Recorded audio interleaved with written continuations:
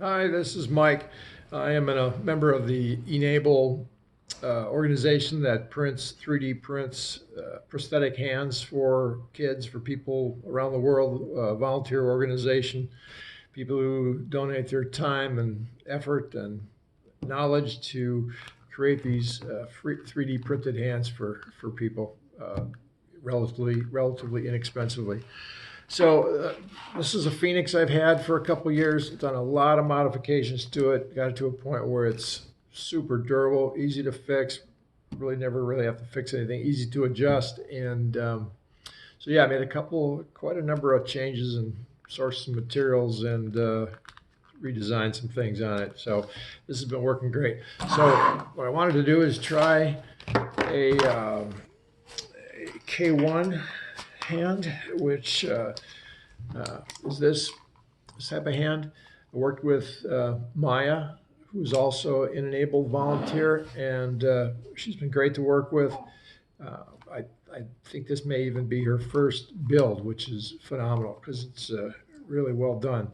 The reason I wanted to try the K1 is that it's a lot more sleek, I think, a little more futuristic looking than well, futuristic. I think the Phoenix looks a little bit more industrial, a little robotic, but they have their own appeal.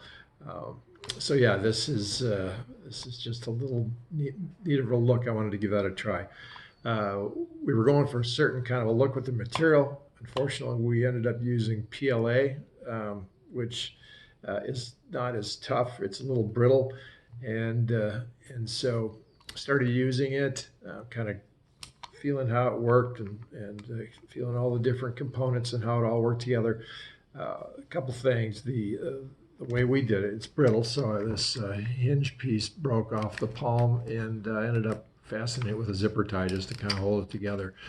The original print or the design for the K1 is these elastic bands that go through. They return the fingers, they pull the fingers back into an open position. The lines that go through, the tension, they put tension on the fingers and pull them closed. So basically by extending the hand, pulls the fingers closed and allows for a pretty functional hand. So a couple things. The replace the elastics with these are actually 2 millimeter monofilament.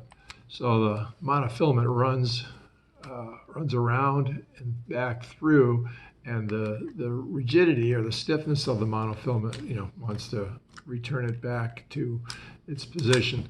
This doesn't quite open as far as you'd like, only because of the angle as the mono passes through here, which wasn't designed for this. So you wouldn't expect it to be, but if it was a little bit of a more open angle, it would open the fingers back to a perfect spot where make it a lot more usable, easily be changed up in the design. Another thing I did is the lines, the tensioner lines that come through. The tensioners on the original design, these were set up just they tied off here, and you had to tie them in the right length and to get them to adjust to all fit together to be at the right position. That didn't work out real well, so I put in these fasteners here, these pins, and I've attached these two fingers to one, these set to the other, and then the thumb on the third one. So to adjust it, you pull the fingers, pull the line to where you want the fingers to be, and then just wrap the line around the fastener here, and with wrap it 3 or 4 times around, and then it holds the line in place, and it's plenty strong to keep the line from pulling out. So that was a pretty simple fix. So that's oh, and then the red zipper ties are here because the channel's cracked out and the lines pulled through and didn't work right. But anyway, a couple ideas on the K1 neat hand. That could be fun to try some different things. I mean, I've been looking for someone who's got some design experience that would be interested in working together and collaborate to put some of these things into a design. As a user, I have a different perspective. I know I've seen a lot of hands built, and I can see ways that they could easily be made a lot better, a lot more functional, a lot more useful for people. Um, and so, if you're a user, I think you you see those things differently than a lot of folks do. So there might be some value there, but I would love to take some of these designs and work with somebody to really come up with a pretty neat hand. Anyway, thanks, Maya. You did a great job. It's fun working with you. If I'm sure we'll be talking. We'll work on this a little bit more. Maybe try one made out of PLA. That's a little tougher, but anyway, it's great.